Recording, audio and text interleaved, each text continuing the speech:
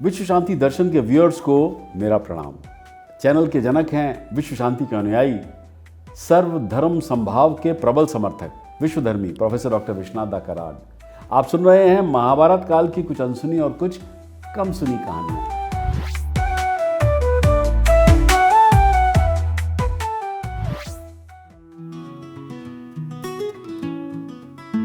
महाकवि श्री वेद व्यास की आरती सभी उतारत है, जिनकी लेखनी से निकला ये महाकाव्य महाभारत है। बहुत दिन बीते पुरानी बात है, आज तक जो विश्वास में है। हस्तिनापुर नाम की थी एक यहाँ नगरी बड़ी, यहाँ पन्नो मोतियों की आपसे जगमग जड़ी। इस नगरी में बसी है राजाओं की कहानियाँ, पांडु की धरती पर छाई है वीरता की कलाएं। भीम अर्जुन का पराक्रम, द्रौपदी की है व्यथा, जिसने दी भारत को गीता वो महाभारत कथा। ये महाभारत की कथा, ये महाभारत की कथा। पिछले एपिसोड तक कौरवों और पांडवों के बीच युद्ध ना हो इसलिए शांति की वार्ता चल रही थी। पांडवों द्वारा भेजे गए पुरोहित ने कौरवों के समक्ष शांति का प्रस्ताव रखा, लेकिन दुर्योधन और कर्ण शांति के पक्ष में बिल्कुल नहीं दिखाई दे रहे थे। कर्ण तो युद्ध के लिए ललायत हो रहा था। तब धृतराष्ट्र ने कर्ण को डांटा और शांत रहने को कहा। फिर भीष्म को सांत्वना दिया, जिन्होंने पांडवों के साथ युद्ध नहीं बल्कि शांति के बारे में बातचीत करने को कहा।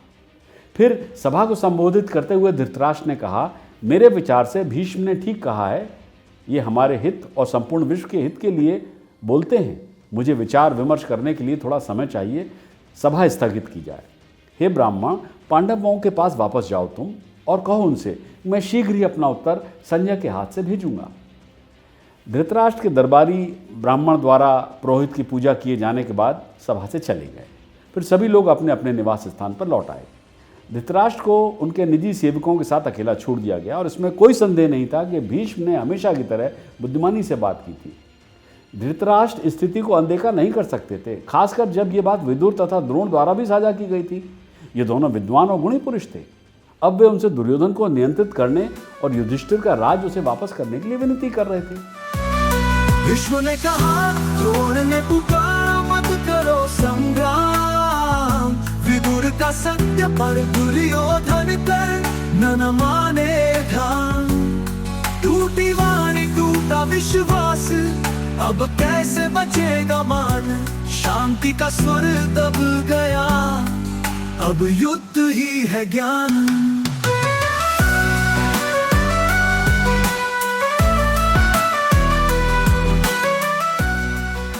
लेकिन जब भी धृतराष्ट्र अपने बेटे से बात करते तो न जाने क्यों उन्हें अपने अंदर शक्तिहीनता महसूस होती थी। दुर्योधन के दृष्टिकोण में पांडवों के लिए न्याय शामिल होना था ही नहीं।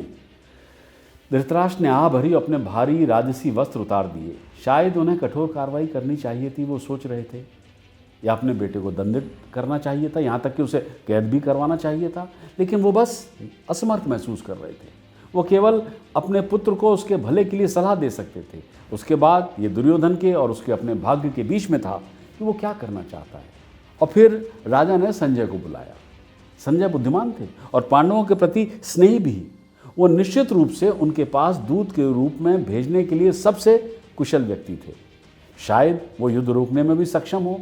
संजय ने धृतराष्ट्र के कक्ष में प्रवेश करके अपना परिचय दिया अंधे राजा को। तब धृतराष्ट्र ने कहा, हे संजय, पांडु के पुत्र अब विराट में रह रहे हैं। कृपया उनके पास जाकर मेरी भावनाएं बताओ।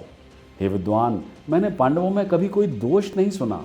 हमारे हाथों इतना कष्ट सहने के बाद भी वे हमारे प्रति मित्रवत हैं। वे केवल पुण्य कमाने के लिए कार्य करते हैं और कभी भी अज्ञान, मूर्खता या आलस में नहीं पड़ते हैं। उन वीरों ने अपनी इंद्रियों पर विजय प्राप्त कर ली और वे केवल दूसरों के लाभ के लिए जीते हैं। उस महामूर्ख मंद बुद्धि मेरे पुत्र दुर्योधन और उससे भी अधिक नीच कर्ण के अलावा उनका कोई शत्रु नहीं है।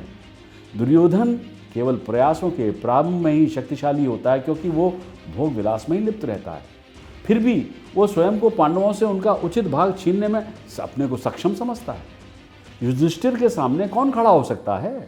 केशव, अर्जुन, भीम, माद्री के जुड़वां बेटे सात्यकी और अन्य महान राजा। ये सब उनके साथ हैं। वास्तव में कृष्ण के नेतृत्व में अकेले अर्जुन तीनों लोकों को जीत सकते हैं। उनके बाण बादलों में उड़ते हैं, गरजते हैं और अपने रास्ते में आने वाली हर चीज को बहा के ले जाते हैं। धृतराष्ट्र ने बार बार आने वाली लड़ाई के बारे में सोचा था। वो जानते थे कि उनके बेटों के पास जीतने का कोई मौका नहीं है। हालांकि दुर्योधन के पास एक बड़ी सेना थी, लेकिन वो पांडवों को जीतने से रोक नहीं सकती थी, क्योंकि उन्हें कृष्ण की सहायता जो प्राप्त थी। धृतराष्ट्र ने संजय को अपना डर बताया। कोई भी कृष्ण को जीतने की आशा नहीं कर सकता। वे सदैव विजयी होते हैं। वे सभी मनुष्यों में श्रेष्ठ हैं और तीनों लोकों के स्वामी हैं। मुझे विश्वास है कि उनकी सहायता से पांडव इंद्र और महादेव की अगुवाई वाली दिव्य सेना के विरुद्ध खड़े हो सकते हैं। वे और अर्जुन मिलकर खांडव वन में अपनी शक्ति दिखा चुके हैं।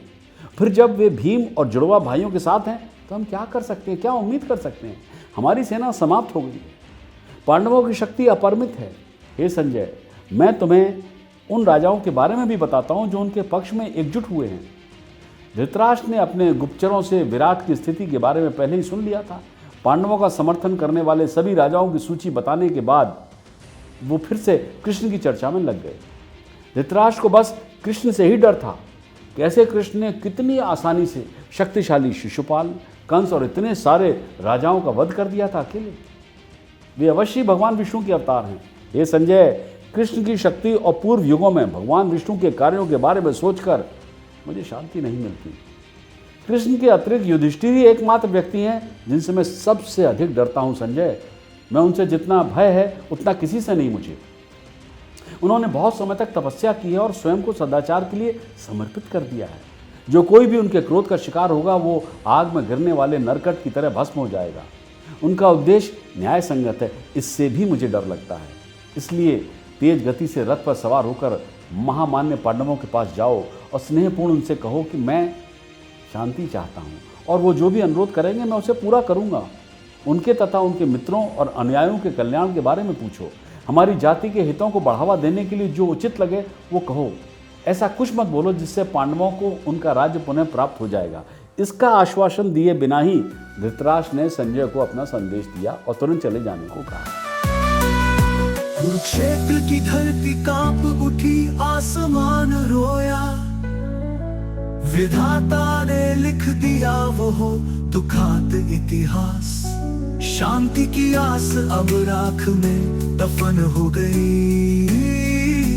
टूटा सबका विश्वास, अब कैसे बचेगा इंसान। संजय तेजी से रथ पर सवार होकर विराट नगर की ओर चल पड़े। जहां पांडव कृष्ण के साथ अकेले बैठे थे, उन्हें संजय के आने की खबर मिली। युधिष्ठिर ने उन्हें तुरंत अंदर बुलाया और फिर उनका गर्म जोशी से स्वागत किया।